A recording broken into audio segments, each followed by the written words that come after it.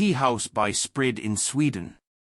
The tea house uses and challenges the most common technology solutions of our time in a difficult-to-build location, a typical challenge in a metropolitan location today. The house maximizes the volume within the zoning restrictions on a steeply sloping plot in an established residential area. There is room for both an elderly disabled person and playing children in well-functioning indoor and outdoor spaces. With recognizable elements and recognizable building technology, a clear body is created that stands out and awakens emotions. The tea house is a house for a family with a separate guest apartment. The trees around the house have been preserved and the house rises in the foliage.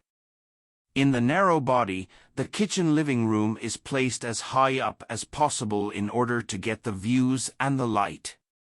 For good accessibility and function, the stairwell is in the center of the body from which all stories and functions are reached. The T-shape enables minimal excavation as it only requires a small foundation at the bottom. Swedish law requires full accessibility with a wheelchair. The shape also provides an advantageous symmetry in the structure which stands independent of itself without attachment to the bedrock. Only the terrace elements are attached to the rock. A prefabricated structure provides a controlled construction process. The sandwich panel with the mold side inwards allows for a manually raked treatment of the facade surface which visually blends with the bark of the trees.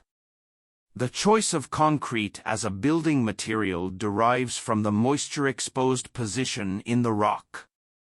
Materials have been used with untreated surfaces together with simple technology solutions such as the use of thermal inertia. The interior has a warm character with the exposed wooden surfaces in contrast with the hard exterior.